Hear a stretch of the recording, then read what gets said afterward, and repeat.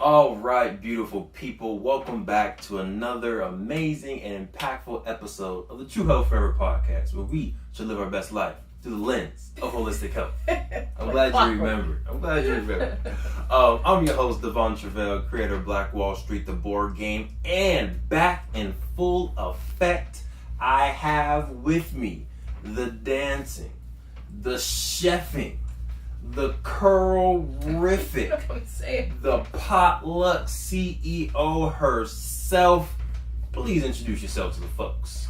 What's up, party people? My name is Sinclair, aka Theee. Opener.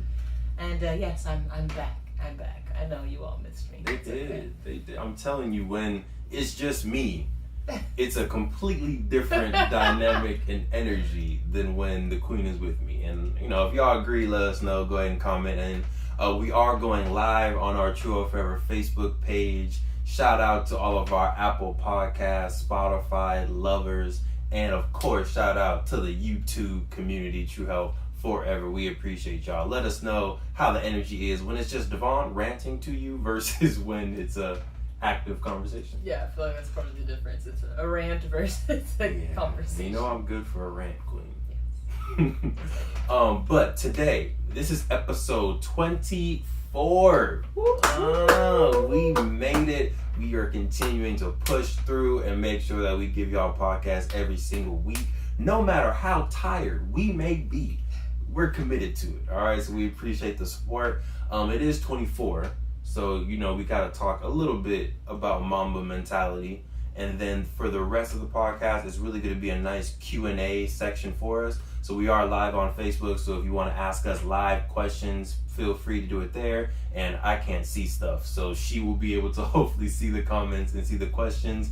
Or you can send us in questions on Instagram, True Health Forever, and we'll get back to you. But without further ado, let's get into the episode.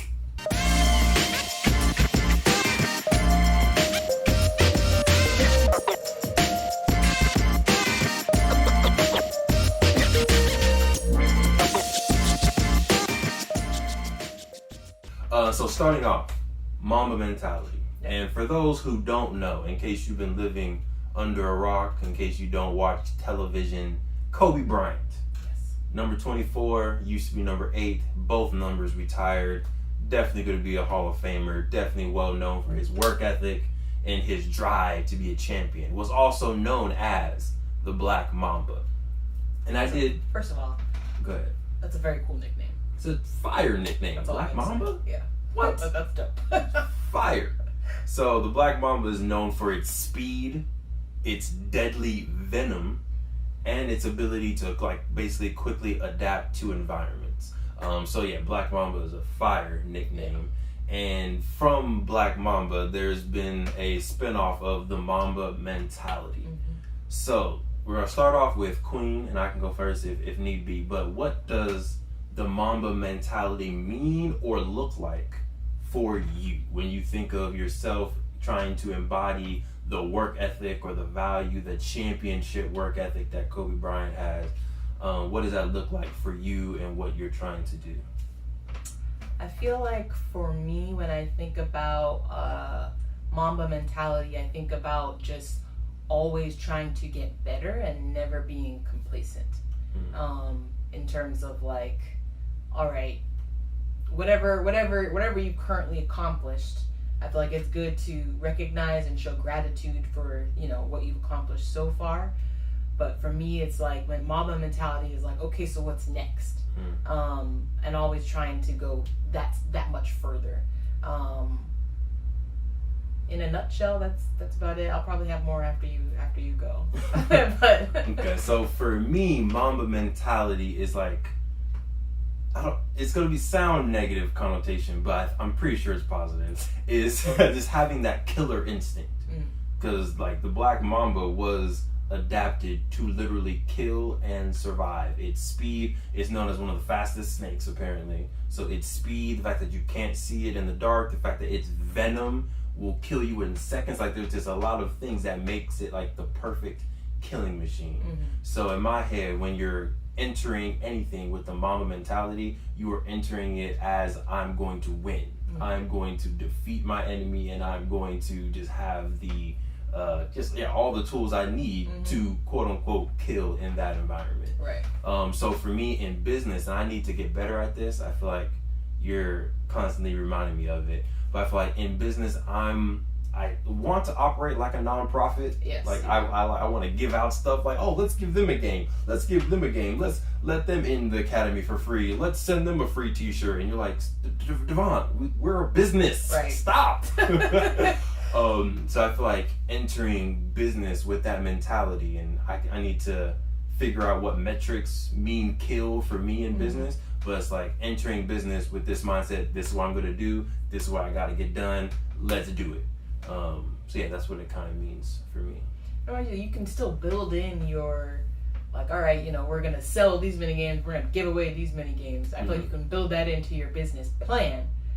But yes, to your point, like if we are a for-profit business, so we need to make sure that we're profiting. Yes, that is part of the Mamba mentality. Absolutely. 100%. It's a struggle because I feel like I got into business to help. Right. So I still think the helping is my top priority over the profiting, which is definitely an issue when it comes to business and making sure we stay in business for years to come and we're able to grow. So I definitely need to. I don't need to do it. That's why I have you. Psh, what? No. Let me scratch that. Yeah, one of us needs to have that. Yeah. So yeah, that's fine. I think that's the perfect 1-2 combination. If I'm always trying to think, okay, people-oriented, service-oriented, value-oriented, then you're always trying to think, okay, well, how can we make sure that we're profiting as a business, growing as a business, functioning as a business? I think that's where the balance comes in. Yep.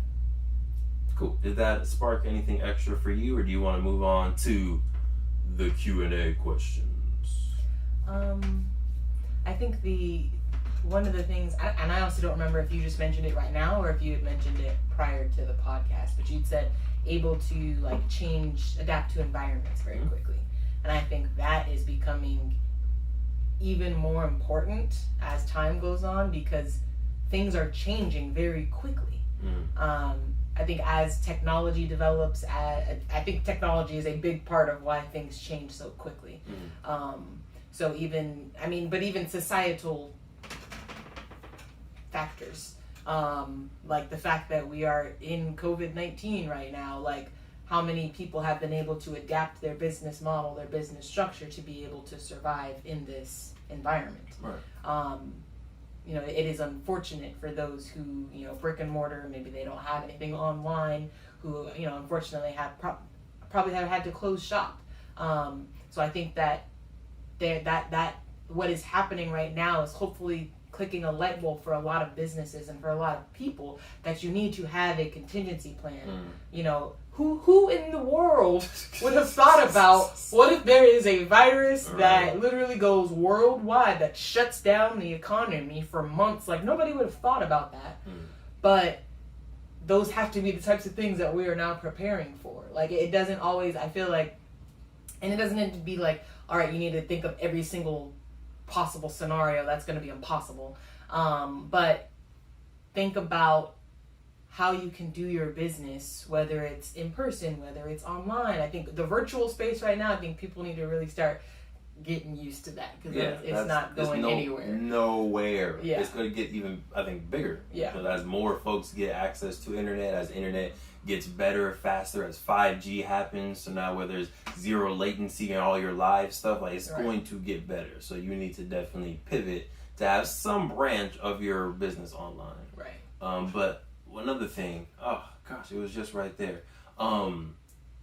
Adaptation is one thing, but I think diversifying your value is also something that folks need to make sure they're doing. Yep. So if you're a brick and mortar, bookstore, a brick and mortar game shop, a brick and mortar restaurant, that's your one, income stream. What's another income stream that you can have? Right. What events are you doing? What virtual events are you doing? Do you sell merchandise? Do you have a podcast or a YouTube channel? Like I think we're getting into a environment in 2020 where you really can't just have one source of attention or one source of profit for your business because Like you said, you never know what's gonna go down in the year 2020 or years to come. Anything after this, but I think that is the best way to make sure that you are proofing yourself. What insert thing here? Proof. COVID-19 proof. Recession proof.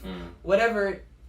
Natural disaster proof. Like whatever. Insert it here. But I think that, to your point, that is the way to make sure that you still have a business after whatever occurs. Is all right. Yeah. Okay. What if something happens to your one revenue stream? You're kind of screwed. But if you have 3 different revenue streams, you don't have to have 12. Let's say you just got 3. A solid 3. Then if something happens to your one, if you're a brick and mortar and something happens to your physical restaurant, okay, you may take a hit, but you still have 2 other revenue streams that can at least keep the lights on and keep people giving people paychecks and being able to give food and shelter to their families. Diversify. It's not just for investments, but it's also for your business. Think about it. Mamba Mentality, how are you adapting on a constant basis to the changing and ever-changing environment and needs of your customers? And for all of you that think that we're crazy for all the different things we're doing, we are. Not denying that at all. 100% crazy. But at least you understand, like, this is what we've been on, like, making sure we have multiple things. Yes, we could go dive into any one of these businesses full force, but we are, we're diversifying on purpose so that, God forbid something happens, we have multiple streams of, income coming in. We also haven't told people, and I don't necessarily want to tell people, what the full vision of what we're trying to do is, and I think a lot of these small pieces will add up to the larger grand vision that we're trying to do. But for those that don't know, maybe this is your first episode. True Health Forever is the number 4, yes, is a holistic health company that we created in order to really support the holistic health of the African diaspora. So we focus on physical health, social health, spiritual health, and economic health. So it gives us a pretty wide platform already through our mission, through our business, to venture into various different things. One of the things that we're known for is creating Black Wall Street, the board game, which supports, shout out to Black Wall Street, the board game, much love. Y'all can go get that, playbackwallstreet.com. Go get your game today. Shout out to the Queen for showing it for those who are watching the visuals. But that's supporting economic health in a very creative and innovative way. The Queen was doing some live dance classes and stuff supporting health. They're still available. Adapting again to COVID-19. We had started cardio hip hop classes, and then COVID-19 hit, so we moved them to virtual. They're still available on YouTube, completely free. Boom. So go try one. Yes, right. We got the potluck app that the Queen is launching in order to really give chefs the opportunity, if they're living at home, specifically in Riverside County, they now can create income for themselves. So even if they have a full-time job, they're a teacher, they're an engineer, they're a dancer, they're all these great things, they can still have another diversified way of making money from their house while also providing some food deserts within the Inland Empire, access to more food, and hopefully healthier food as well. So we got a lot of moving parts, but all of them are moving in the same direction, have a lot of the same purpose. So hopefully y'all can do the same thing with your businesses and branch out the technical or tentacles and all that good stuff. Yes. All right. Are you ready for Q&A, yes, my Queen? Okay. Dun dun dun. You don't have you just ball free balling it? Yes, ma'am. So the Q&A. All right. So this is what we're gonna do. We're gonna ask a question to one another, things that we feel like the community would like to know or can learn from us about. If y'all have questions, again, if you're watching on Facebook Live, please make sure you put the questions in there. If you're watching on YouTube or on listening on Spotify, you can send us the questions in that way. Maybe next week we'll get to them. If one of us does not want to answer the question, we have to do 10 push-ups, and I'll do 20 push-ups, or 10 body weight squats. And I'm still only doing 10 body weight squats because I'm heavy. All right. Y'all got the rules? You got the rules? Got them. All right. Queen, do you want to go first or do you want to go second as far as asking the question? I'll ask first. Sounds good. Lower the lights. All right. Devon. Your dramatic pause for effect. Okay, so you, are considered successful already, I'm sure, for a lot of people. But you are on your way to becoming a very successful business mogul, educator. Yes. Insert all the things that you're trying to be. What would you think, or what do you think is the number one key to success? The number one key to success from my perspective is number one. Oh, I had one that I was about to go right there, but let me make sure it's number one. So I'm between one, having a defined kind of purpose or problem that you're trying to solve. I feel like that is very important for continuing to be motivated. I know for me, again, because we both have virtually the same vision on just trying to make this world a better place for Black folks, for the African diaspora. So I feel like a lot of our efforts are rooted in that, and it keeps us motivated when we're tired, keeps us motivated when we don't feel like going live on a podcast. We're like, nope, we got to do it, we got to hop on. So I would say that purpose or having a particular problem that you're trying to solve, I think is a major key for success. Number two that I would say, and again, these are close, so I'm gonna give you two just in case. Sorry, this does not count as a skip because I answered the question. I just gave y'all a little extra value to it. So no, I'm not doing 20 push-ups for this. Be clear on that. Yeah. Okay, cool. Number two, I would say is to key to success. I'm trying to avoid sounding cliche, which is very hard to do because I feel like we hear the same mantras over and over again, so we try to give the same ones. But I would say know yourself and be true to that person. I think, strangely enough, like the more quote-unquote success that I've been able to get and the success that we've been able to get, I feel like I get more and more confident and true to who I really am. Whereas I feel like when I first stepped into being a professional, not an entrepreneur, being a professional, I think I was trying to fit into the professional mold. Like, let me buy all these suits, let me wear all these dress shoes, let me get all these ties, because I want to be the professional Black man in here. And I felt like, in a sense, yes, I am a professional person, but that's not how I'm the most comfortable per se. Right. So I like, now that we're in our entrepreneurship bag, now that I'm doing, academies live, we're doing the podcast live, I'm in more conversations about building Black Wall Street, about game designing, about education systems, and I'm still able to be the same person in all of these. It's kind of freeing in a sense, and it gives me more confidence that, okay, I can be this person, I can be Devon, and still be successful, still be the business mogul that I want to be. And it's that person that will probably get you there faster and further. Big facts. So now I definitely speak up more. I didn't speak up not a lot before, but I feel like I speak up more, saying my true, authentic thoughts now more than I used to, I think. So yeah, those would be my two. Nice. Thanks, Wayne. All right, my turn. So, Queen Sinclair, what motivated you to do the big chop?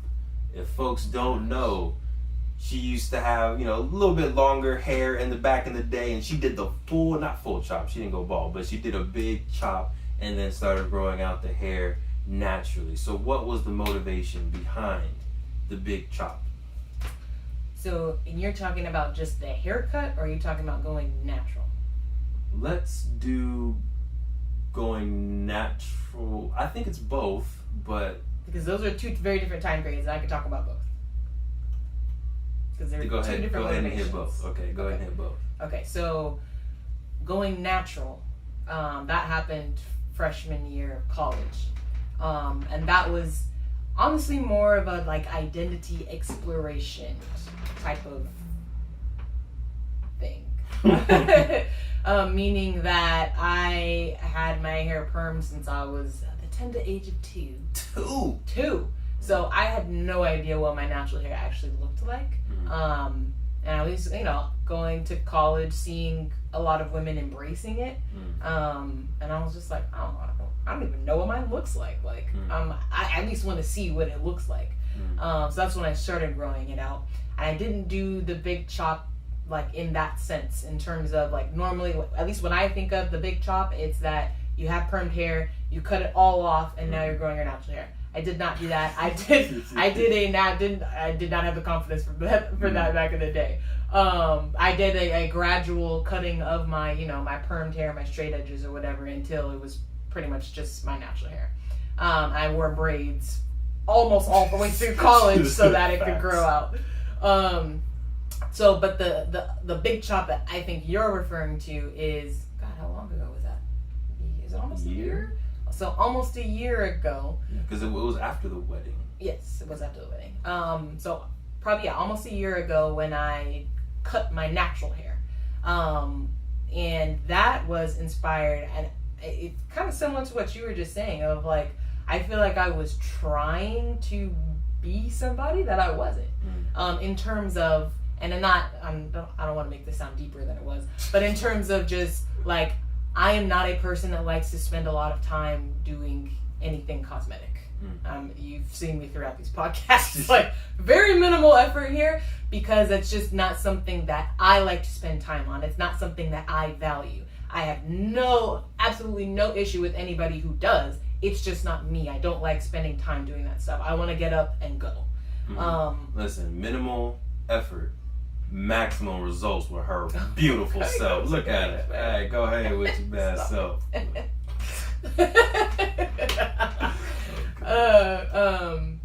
But no, I think I was so, when I started growing out my hair, I was like, I want to grow it out as long as I can. I would, see women with their big fros, and I was like, I want all that hair. I wanted the versatility to be able to do whatever I wanted to it. But then I realized that I don't actually change my hair very often. So what does that mean? Like, I don't need it to be that versatile because I like to have the same style. I like to be able to wake up, do the same thing, and go. Right. So I feel like I was just trying to be somebody that I wasn't. And once I actually like analyzed myself for a second and like, you don't actually like to spend time doing these things, then that's when I was just like, let's just cut it and see what happens. And cut it. Yeah. Cut it. So cut it off and never regretted the decision since. I'm one of those people that's like super indecisive because I think I'm gonna regret things. But You are? Shut up. But there have been, very defined decisions that I've made throughout my life that like I never looked back on. And that was one of them. And yes, I'm so happy with my hair now. I got curls that I never saw before. Yes. I spend like 2 hours a week on it, and that's beautiful. So yeah. Nice. Thanks. Long-winded way to answer your question. That wasn't that long. Okay, good. Yeah, it could have been much longer. Yes. Best believe that. So I appreciate the answer. Thanks. Yes, ma'am. All right, on you. Okay. Searching, Yeah, buffering. Okay. Trying not to have an awkward silence for the folks that are listening. I got you. Okay, so next one would be becoming an entrepreneur takes a lot of confidence and it takes some tough skin. And insanity, yes. All of that. So how did you build the confidence to become an entrepreneur? I built the confidence to become an entrepreneur by proposing to the love of my life, and then she said yes. So I was like, if I can do that, sky's the limit. That was it, huh? Yeah. Wow. That was a quick answer. I don't know if you want me to elaborate, I can, but that was definitely a huge step right there. Yeah. Yeah. And we've had conversations about this many times, but like, why was that such a pivotal moment? Because, and this does kind of relate to entrepreneurship, but so since we've started talking back in the day, September like 13th, 14th, whatever that date was, I feel like we both, I've had a vision for sure. Like saying, okay, I can see her being my wife. I can see her being the mother of my kids. I can see our family, our household together. So it's like you have a vision for what you think the future could hold. And obviously there's certain milestones that need to happen in order for that vision to come true. The first milestone was I needed you to become my girlfriend. All right. So that's a hard one. Check. What, like that? Like it was just that easy? Like what? Are you forgetting the months of courtship?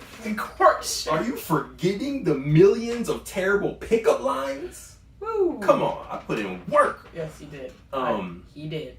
But anyway, so I feel like, there's certain milestones that you need to achieve in order to have the vision come true. Just like in business, you have the idea. Mm-hmm. The idea is the easiest part. Mm-hmm. Seeing your loved one and seeing the idea of what your future can be, that's the easiest part. Now you got to start executing on the steps to make that vision a reality. So for me, proposing was one of those do or die things, because it's like, okay, you've had this vision for 7 years at this point. Mm-hmm. This is the make or break moment to where it's like you're going to ask this question, and either the vision's going to come true or the vision's not going to come true. Mm-hmm. So it's the fact that in your head it's a 50-50 shot, and I know to women or to people who get proposed to, you're always like, oh, why are you so nervous? Of course I was going to say yes. But you have to realize how many movies and how many things that we see as the proposer where the person says no. Mm-hmm. So in the back of our head, the possibility of failure is always there, no matter how slight. But even in your, again, I get it. I'm the proposee, so I don't necessarily get it. But even if I said no, you would think it would have been like no and we're done? I don't know, Sinclair. That's the thing. You don't know. I think that's the fear of entrepreneurship as well. You literally do not know. You have this plan, you have this vision, you launch your business, and then COVID-19 hits. Now your business just failed because of COVID-19. So it's like you really never know. Yeah. So I think that moment gave me the confidence, because it's something that I've, again, been envisioning for years, been working hard towards for years, putting in my sweat equity, for years, and then finally being able to ask the question, get the answer that we were dreaming for, and then the rest I think was just easy. I mean, even the wedding, I wasn't stressed about the wedding. I was more stressed about the proposal than I was the wedding, for sure. Yeah, 100%. You think I was gonna dive off the boat? I didn't think so. We put in a lot of time into it. I feel like so much time. So much time. So I forgot what the original question was. I know it had something to do with entrepreneurship and confidence. The confidence. I think you answered it. Yeah, so that's what it is. So I think once if you're not the proposee and maybe you're living a completely different lifestyle, I would say you want to take little steps towards things that can build your confidence, so that okay, if I make a decision to do something, I can be successful. So that can be, every Thursday I'm going to run a mile. Like, that's a decision, and you execute that decision every Thursday. Every Saturday we're going to record a podcast. That's a decision. You need to do it. So, yeah. Yeah. I think that building that, and it's for yourself. Like, it's not for other people.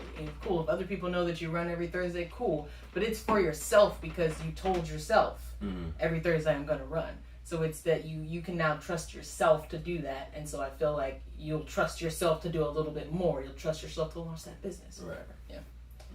All right. Next question on me, Sinclair, a.k.a. the health nerd. What is the one unhealthy habit or two that you feel you will never give up? And it's just like that one thing where you're just like, I'm healthy and everything, but I'd rather run 10 more miles and still be able to do this. Eat dessert. 100%. Yeah, that's what I thought. I am a sweet tooth, have been a sweet tooth since birth. And yeah, I'm like, I will, moderate, how much we eat dessert. But even then, definitely I put a little bit of effort towards making sure that, I like making things too. I like baking desserts. So it's not just eating them. I like to see the whole transformation, which is why it's such an enjoyable activity for me. But, trying to make those healthier substitutions for, okay, instead of white sugar, let's use coconut sugar. Instead of regular flour, let's try the flours and stuff like that. Let's add some ground flax seeds to this. What? Yeah. Why not? Just make it a little bit healthier. Listen, I'm living this healthy lifestyle, but best believe I still ask a lot of questions about this healthy lifestyle. Sinclair, why are we putting that in here? Oh, it does. Oh, all right. I have the answers. But yeah, I think that's just something I don't see myself giving up. Dessert. Yeah, I will moderate. I will find healthy desserts. But I see myself always. I don't want to say need, but always wanting to enjoy something sweet at the end of the day. And again, not every day. Maybe once a week, maybe twice a week, depending on I'm feeling risque. Depending on the week. But yeah, I really don't see myself giving that up, honestly. Nor should you. Thanks. If it makes you happy, if it makes you smile, if it makes you glow, yes, all of that. You earned it. Thanks. Yes, ma'am. All right, on you. Hit me with it. How many more do I have, just so I know? Let's go with 2 more. I don't know what the time's looking like. Let's go for 2 more. Again, if y'all have questions, maybe we'll start doing this on a monthly basis. So feel free to DM us, True Health, the number 4 ever on Instagram. Or if you're listening on YouTube, you can go ahead and put some comments inside of the comment box. Like and subscribe. We appreciate you. What is the quickest way to get on your bad side? The quickest way to get on my bad side, I would say if you say you're going to do something and you don't do it. Yeah. That is pretty, I'm a big believer of like being a person of your word. And yeah, I just really don't like that when someone says, oh yeah, Devon, I'll send you an email. And I mean, the email, like, it's just an example. Yeah. But, oh, I'll send you an email, or, oh yeah, I'm gonna hook you up with a conversation with this person, or hey, I'm gonna buy a board game. I love to do, I'm a supporter, or hey, I'm gonna show up to this, and then it doesn't happen. It's like, all right, well, can't trust you. All right, well, you just talk. So yeah, I think that is probably the number 1 fastest way to get on my nerves. Another one is, and this is I don't know why this gets on my nerves, but I try to be a tool or a resource for this exact person. Mm-hmm. But people who complain and don't want to even think of solutions. That's another thing that really gets on my nerves. Mm-hmm. Like when people are just like, oh, complain. And it's like, okay, but what are you doing to solve these issues? What are you doing to make your life or to make the lives of other people a better place? And yeah, I feel like that's another thing. When people offer up problems and either don't have the want to come up with a solution, or don't even, like, if I come up with a solution, they're like, that's too much work, I'm not gonna do that. Right. That's another thing that's close. Top 2 for sure. Yeah. The first one you said I knew was gonna be your number 1. Yeah. It's like, oh my gosh, just come on, follow through. Yeah. Good? Yep. Alright, let's go. My question for you, Sinclair, the health nerd. What has been your hardest barrier to overcome as an entrepreneur? Easy. Confidence. Ooh, okay. Talk about that. What do you mean by confidence? I feel like, oh gosh, where do I begin? One, I think like just self-confidence has been something I've struggled with throughout my life. So I think it's no different once you get to entrepreneurship. But just, I feel like I always had a vision for myself of, several different visions, but I feel like for the longest time it was like, oh, I'm going to be this successful person of someone else's company. It never even like occurred to me that I could run my own company. So I feel like you pretty much were the person who, like, Inception put that in my head. But like once that was planted, it was just like, oh, like I can, but can you?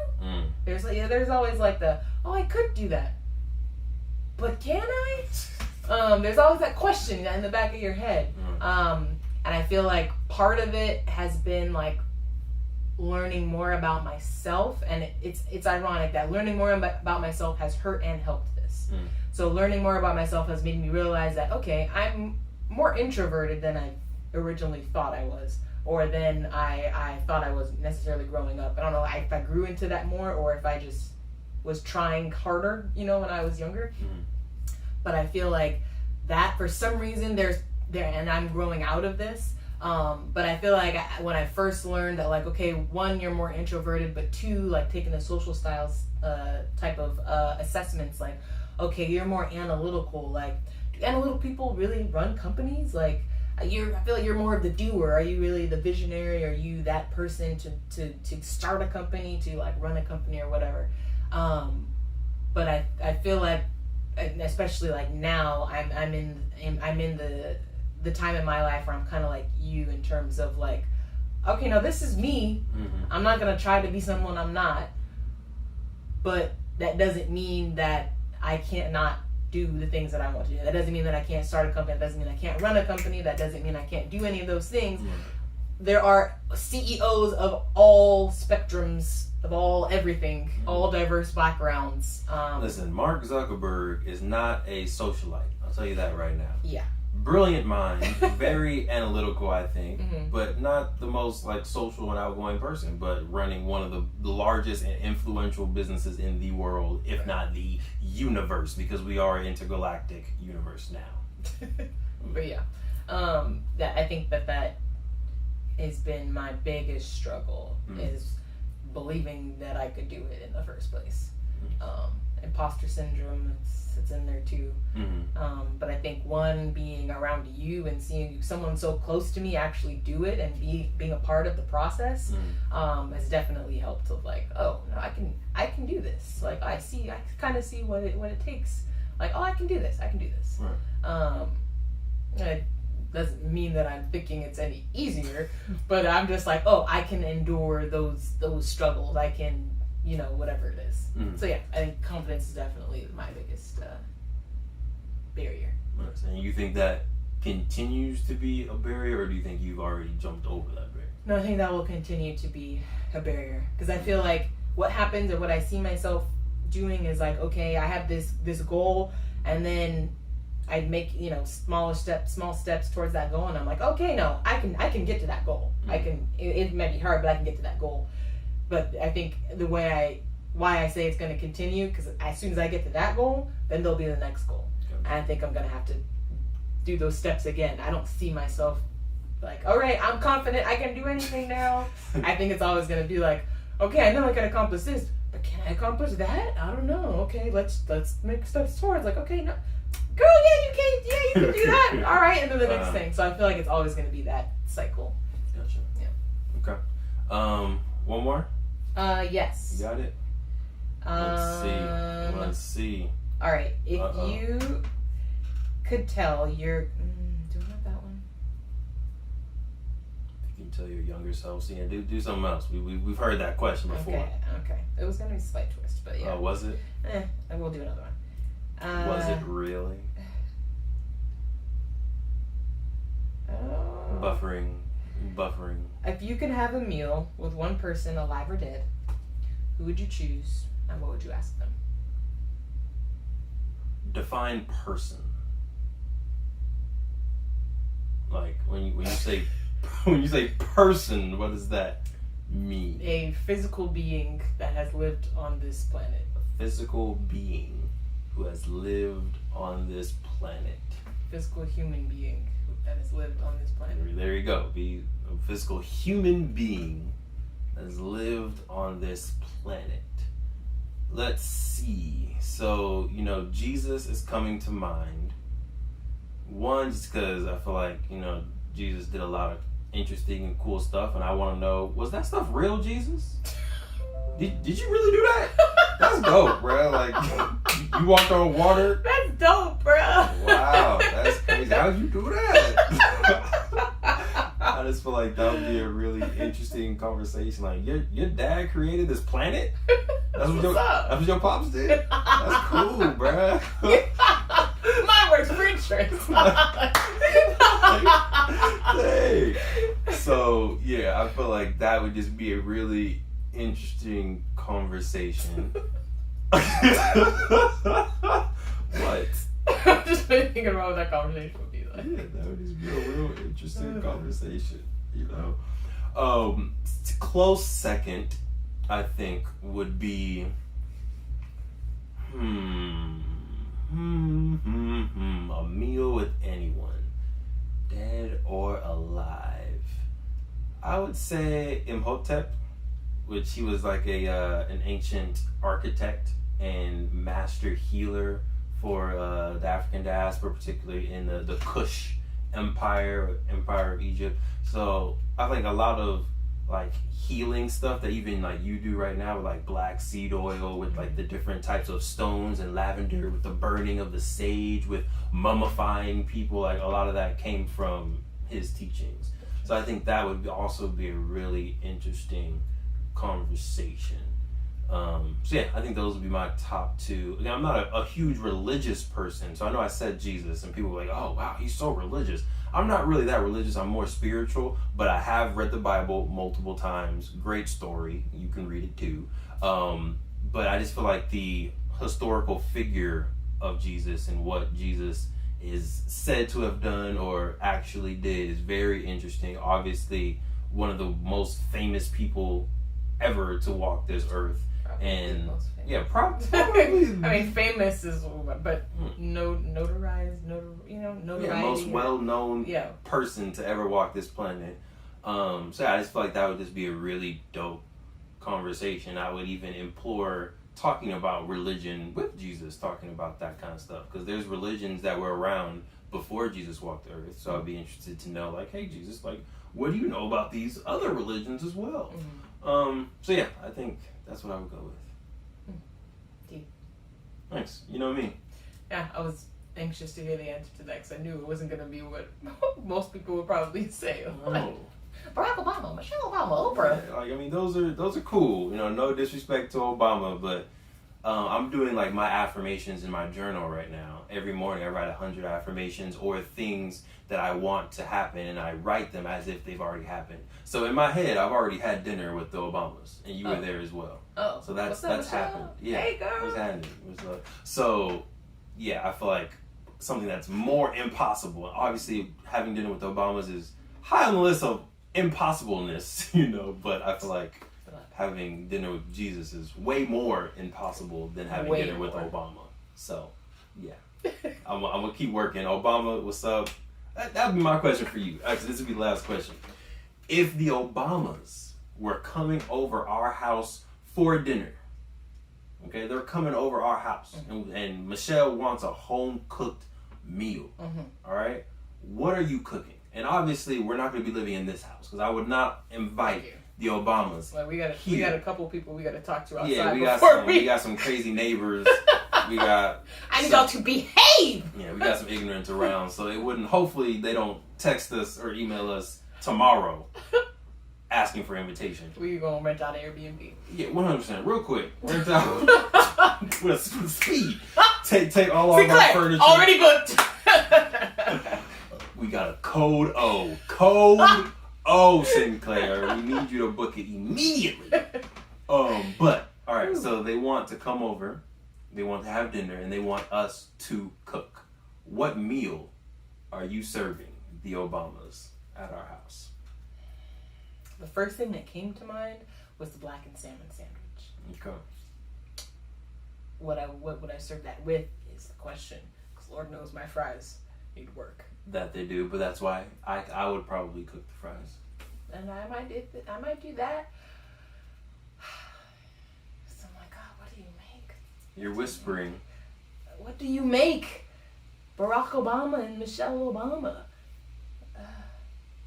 The blackened salmon sandwiches. Or a po' boy. Or gumbo. Ooh, I think gumbo might be. Yeah. Honestly, am I allowed to? Yes. Yes. I mean, I would do courses, obviously. Yeah. It shouldn't just we be can do one the sliders for appetizers. There we go. And the entree is gumbo. Yeah. And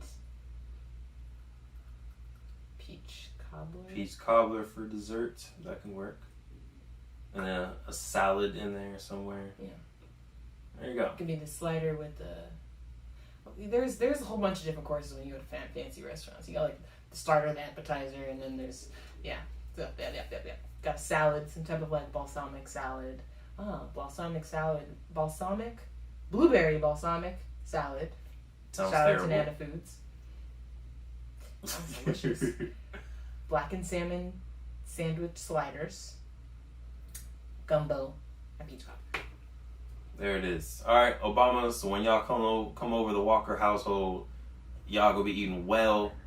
If y'all know someone who knows the Obamas, just go ahead and plug us real quick. They're gonna be fed well, and we'll go ahead and get an Airbnb real quick too. They can sleep over. They can sleep over. Y'all can get the guest room. All right. So you good? They can take the main room. What the? Huh? They sleeping over. They sleeping over. We gonna talk about that. The Airbnb. It's not our place, anyways. Who cares? You right.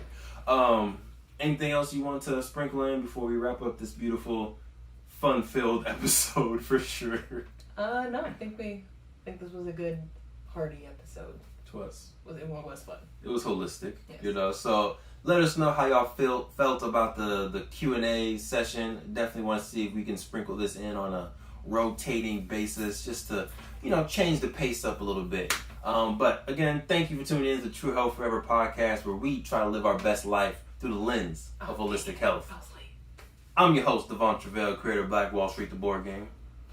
I'm Sinclair, aka the Health Nerd.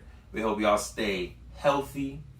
We hope y'all stay mentally wealthy. And of course, we hope y'all stay true. And that usually is the end of the episode. But in my consciousness, I remembered that we lost a great ancestor yesterday. Yes. So we do want to pay respect to the Chadwick family. Rest in peace, R.I.P. He played a lot of very pivotal Black history figures in his time here. So he will without a doubt be remembered in history. Chadwick Boseman, am I saying that correctly? All respect to the family. Played a lot of pivotal characters, Black Panther, Jackie Robinson in 42, Thurgood Marshall. So just a lot of really Black history figures. I know he's well respected in the community, going to be definitely missed. Queen, anything you would like to add in the respectfulness? No, just rest easy up there, and joining some other folks that gone too soon this year. 2020 is crazy. Facts. Yep. I think the slight, I don't want to say silver lining, but for lack of better words, the folks that we are losing too soon, or not everyone that we're losing too soon, there's definitely folks that we lost too soon, and they weren't able to leave the legacy and the real stamp in history that Kobe Bryant and Chadwick Boseman were able to live. So I would say, you want to make sure you find whatever lane you can go to sprinkle in your value, leave impact, whether it's on 5 people, 10 people, or the entire world. You want to make sure you're putting value out there into the community that makes it so you are remembered by some amount of people.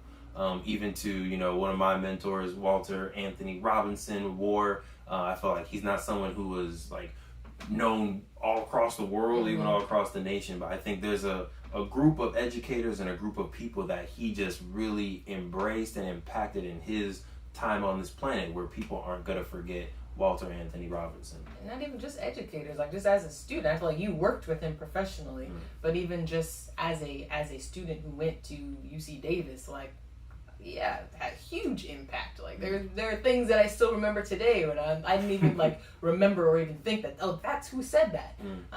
But yeah, it's just crazy. One, you never know the legacy that you are leaving, but be intentional about it, but also act as if you don't know how long you're gonna live, because you don't. So if you were to really think about, like, if you were to die today, you're not satisfied, then do something different tomorrow, because otherwise you're going to wake up 10 years later and still not really feel like you've done what you came here to do. That's one of my biggest fears in life, is to get to the end and be like, oh, I could have done more. So I'm just going to go full force now, and hopefully it all works out. Yes, ma'am. Yes, it will. Mwah.